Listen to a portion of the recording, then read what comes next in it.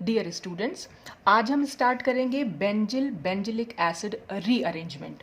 तो सबसे पहले तो यही बात करते हैं कि बेंजिल और बेंजिलिक एसिड क्यों बोल रहे हैं हम इसको।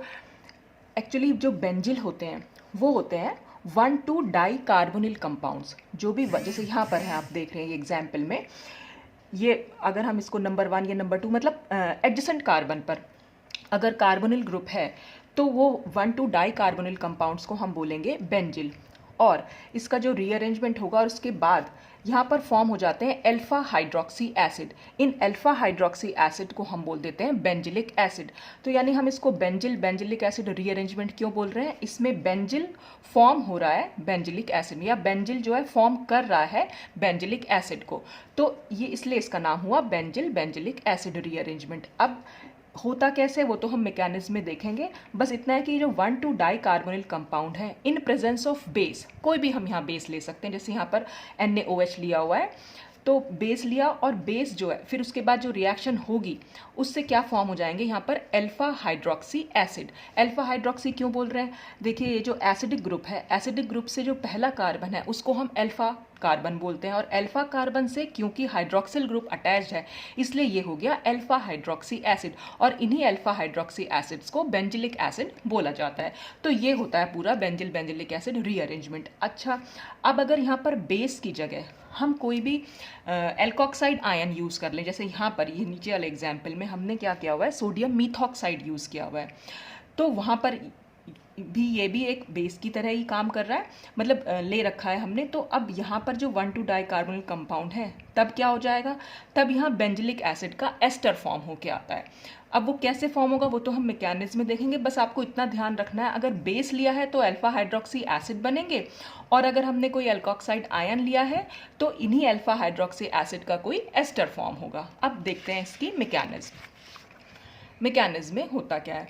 देखिए यहाँ पर जो हमने ये कंपाउंड लिया ही हुआ है बेंजिल है जो हमारा, अब इसमें क्या हो रहा है, ये जो है बेस लिया हुआ है। अब बेस ये तो हम पहले भी कई बार डिस्कस कर चुके हैं कि बेस का क्या काम होता है। देखिए सबसे पहले अगर रिएक्शन में कहीं एसिड बेस रिएक्शन हो रही होगी तो वही होती है, तो बेस का क्या काम होता है, एसिडिक हाइड्रोजन को निकालना।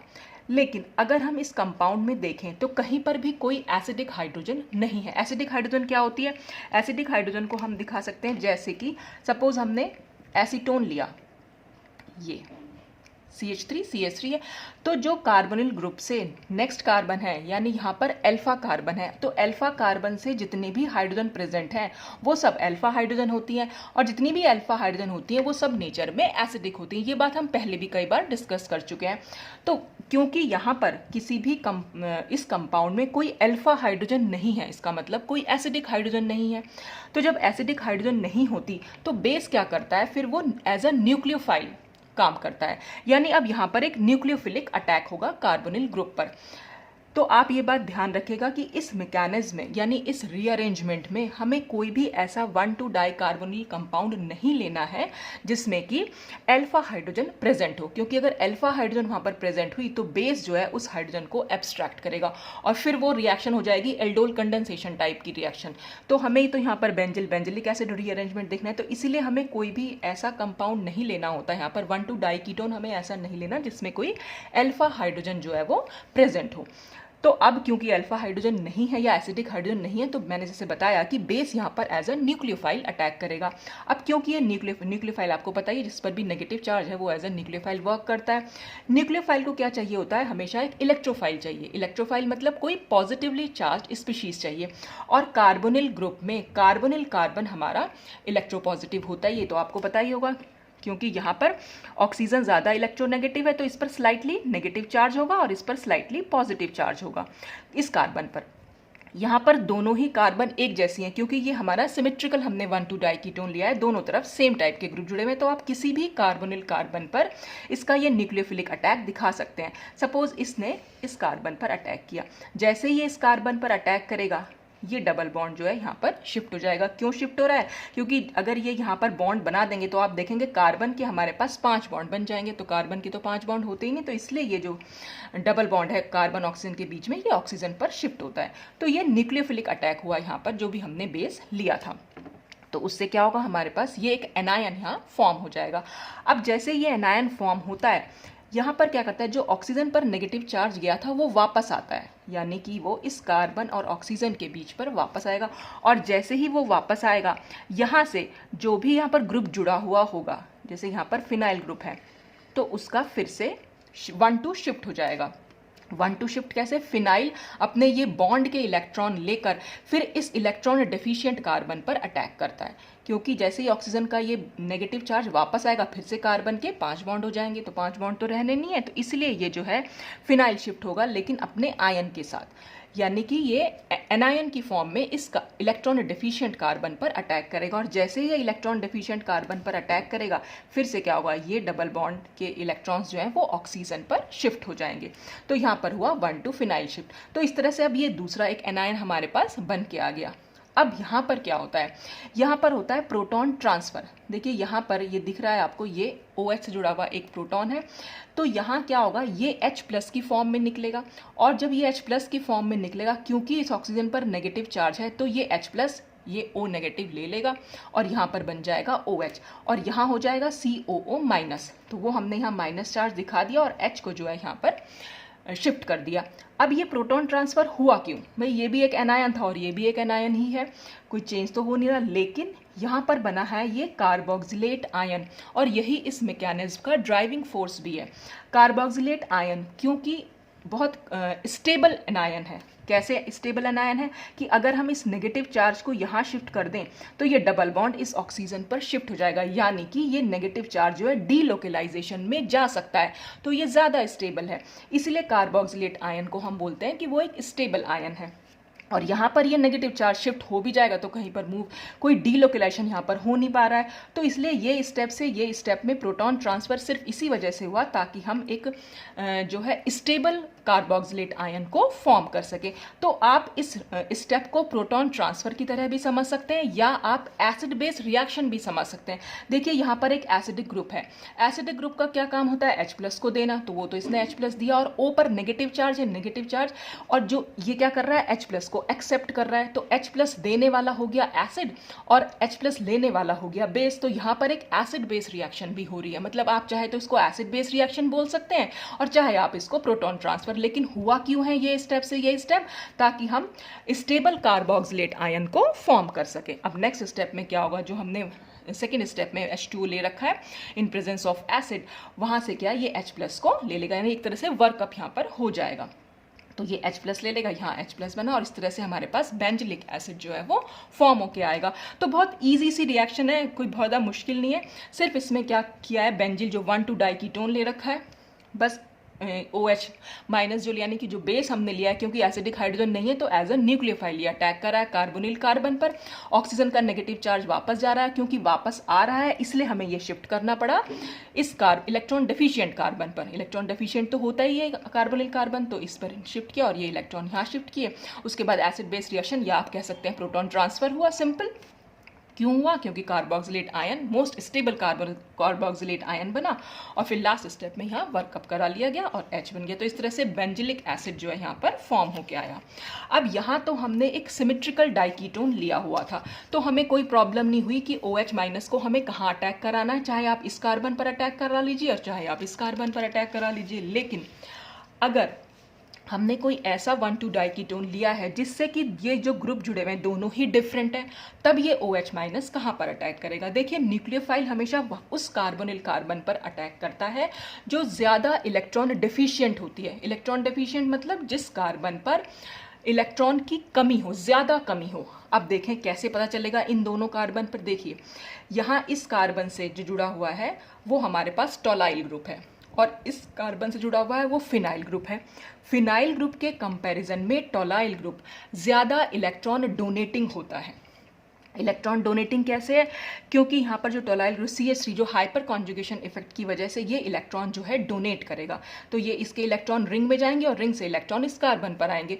तो इसका मतलब ये कार्बन थोड़ा कम इलेक्ट्रॉन डेफिशिएंट होगा और इस कार्बन के कंपैरिजन में, क्योंकि ये वाली जो पूरा हमारा जो ग्रुप है टॉलाइल ग्रुप वो ज़्यादा इलेक्ट्रॉन डोनेटिंग है, तो इस पर जो वो स्लाइटली पॉजिटिव चार्ज है क्यों है वो स्लाइटली? क्योंकि ऑक्सीजन इलेक्ट्रोनेगेटिव होता है, तो इस पर स्लाइटली नेगेटिव और यहाँ पर स्लाइटली पॉजिटिव चार्ज है। तो जो वो स्लाइटली पॉजिटिव चार्ज है, क्योंकि इसको इलेक्ट्रॉन पीछे से मिल रहे हैं, तो इसका पॉजिटिव चार्ज थोड़ा सा स्टेबल हो रहा है, यानी कि कम हो रहा है। और यहाँ पर तो इसके कंपैरिजन में, क्योंकि ये ग्रुप उतना ज़्यादा इलेक्ट्रॉन रिलीजिंग नहीं है, तो इसलिए ज़्यादा इलेक्ट्रॉन डेफिशिएंट है। तो इसलिए अब जो ये न्यूक्लियोफाइल का अटैक होगा, ये इस कार्बन पर होगा। तो जब भी कभी आपके पास दो ग्रुप्स ऐसे हों, मतलब 1,2 डाइकीटोन से अटैच्ड, दोनों ग्रुप की आप बस इलेक्ट्रॉन डोनेटिंग एबिलिटी देखिए, जिसकी भी इलेक्ट्रॉन डोनेटिंग एबिलिटी कम होगी वहाँ पर OH माइनस जो है वो अटैक करेगा। अब इसने फिर उसके बाद तो सेम स्टेप्स हैं, फिर ये जो है वापस आएगा नेगेटिव चार्ज, और ये फिनाइल जो है इस कार्बन पर शिफ्ट होगा और ये इस ऑक्सीजन पर, और फिर प्रोटॉन ट्रांसफर रिएक्शन हो जाएगी, ये H यहाँ से निकलेगा और ये OH इसको ले, फिर वही कार्बोक्सिलिक आयन बनेगा, फिर वही वर्कअप होगा, और फिर हमारे पास वही अल्फा हाइड्रोक्सी कार्बोक्सिलिक एसिड जो है फॉर्म होके आएंगे। तो जब भी कभी अनसिमेट्रिकल डाइकीटोन हो, बस आपको सिर्फ ये चेक करना है कि किस ग्रुप की इलेक्ट्रॉन रिलीजिंग एबिलिटी कम है। तो यहाँ पर आप देख रहे हैं जो भी ग्रुप माइग्रेट कर रहा है, माइग्रेट कौन सा कर रहा है? फिनाइल ग्रुप, यानी जिसकी इलेक्ट्रॉन डोनेटिंग एबिलिटी कम है। अभी तक हम जितने भी रीअरेंजमेंट पढ़े, हमने हमेशा, क्योंकि उस ग्रुप का जो है माइग्रेशन कराया जिस ग्रुप की इलेक्ट्रॉन डोनेटिंग एबिलिटी ज़्यादा थी, लेकिन बेंजिलिक एसिड रीअरेंजमेंट में ये ध्यान रखना है आपको कि वो ग्रुप माइग्रेट करेगा जिसकी इलेक्ट्रॉन डोनेटिंग एबिलिटी कम होगी। रीज़न क्यों है? रीज़न क्या है? रीज़न वो यहाँ मैंने आपको एक्सप्लेन किया है कि ये न्यूक्लियोफाइल हमेशा वहाँ पर अटैक करेगा जो मोर इलेक्ट्रॉन डेफिशिएंट है, और मोर इलेक्ट्रॉन डेफिशिएंट तो वही कार्बन होगा जिससे एक ऐसा ग्रुप जुड़ा हुआ हो जिसकी इलेक्ट्रॉन रिलीजिंग एबिलिटी जो है वो कम हो। अच्छा, अब अगर हमने साइक्लिक डाइकीटोन्स ले रखे हैं, साइक्लिक डाइकीटोन में हमेशा रिंग कॉन्ट्रैक्शन देखने को मिलता है। अगर ये 6 मेंबर्ड रिंग है तो फाइनल कंपाउंड में हमें 5 मेंबर्ड रिंग देखने को मिलेगी। कैसे मिलेगी? तो फिर से हमने ये OH लिया, यानी एक न्यूक्लियोफाइल लिया। अब ये तो दोनों ही सिमेट्रिकल हैं, यहाँ से भी सेम ग्रुप है, इधर से भी सेम ग्रुप है, तो ये किसी भी कार्बन पर अटैक कर सकता है। तो सपोज इसने इस कार्बन पर अटैक किया और ये डबल बॉन्ड जो है इस ऑक्सीजन पर शिफ्ट हो गया, तो वो हमने यहाँ पर दिखा दिया। अब क्या होगा? ये नेगेटिव चार्ज वापस जाएगा और अब की बार ये वाला कार्बन जो है इलेक्ट्रॉन को डोनेट करेगा, मतलब इसका शिफ्ट हो जाएगा कहाँ पर? इस वाले कार्बन पर। और ये हम इसको दिखा सकते हैं कुछ इस तरीके से, ये यहाँ गया और ये ऑक्सीजन पर गया, तो ये जो बॉन्ड होता है ये यहाँ से ब्रेक हो जाएगा।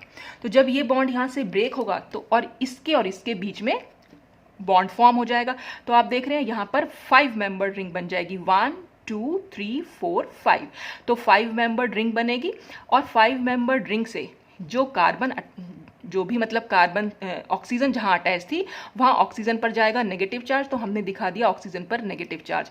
अब आप देख रहे हैं ये बॉन्ड तो ब्रेक हुआ है, लेकिन इस कार्बन से अभी भी ये कार्बन तो अटैच्ड है, तो हमने उससे ये कार्बन अटैच दिखा दिया, और इस कार्बन से एक डबल बॉन्ड O और ये OH, तो ये पूरा एसिडिक ग्रुप जो है वो अटैच्ड है। फिर क्या होगा? फिर सिंपल प्रोटॉन ट्रांसफर, ये H+ जो है वो इस O- के पास जाएगा, और फिर से कार्बोक्सिलेट आयन हमारे पास फॉर्म होगा, और उसके बाद फिर वही वर्कअप हमें कराना है, और ये OH। तो यहाँ पर रिंग कॉन्ट्रैक्शन देखने को मिलेगा जब भी हम साइक्लिक डाइकीटोन्स लेंगे। तो ये इसकी छोटी सी मैकेनिज्म थी। अब हम देखते हैं शॉर्ट ट्रिक के बारे में। शॉर्ट ट्रिक जो कंपटीशन लेवल पे हमें यूज़ करनी है, बहुत इजी सी इसकी ट्रिक है। देखिए, जो ये मैंने कंपाउंड हमने शुरू में लिया था, दिखाया भी था मैंने, जिसकी मैकेनिज्म आपको शो की थी। आपको करना क्या है?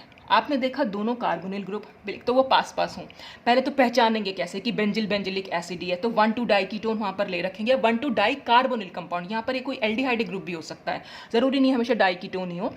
तो 1,2 डाइकीटोन सपोज यहाँ पर लिए हमने, और बेस होगा, सेकेंड स्टेप में वाटर हमने यूज़ किया हुआ होगा। तो जब बेस होगा तो ये तो इसकी पहचान हो गई। अब आपने करना क्या है?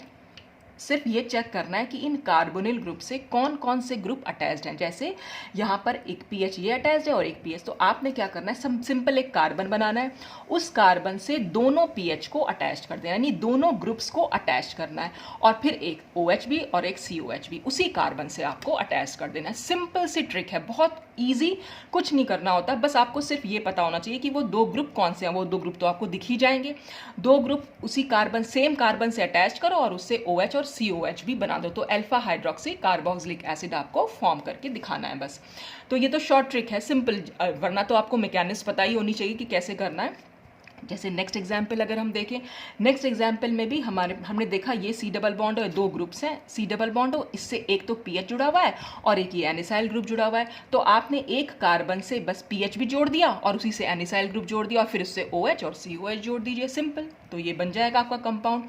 फिर आप जैसे नेक्स्ट देख लीजिए, यहाँ पर दो ग्रुप्स कौन से हैं, ये हमारा क्लोरोफिनाइल ग्रुप है और ये टोलाइल ग्रुप है। तो बस एक कार्बन से क्लोरोफिनाइल जोड़ दिया और ये टोलाइल ग्रुप जोड़ दिया और OH और COH तो जोड़ना ही जोड़ना है। अच्छा, अगर साइक्लिक डाइकीटोन्स हुए तो साइक्लिक डाइकीटोन में आपको सिर्फ रिंग कॉन्ट्रैक्शन दिखाना है।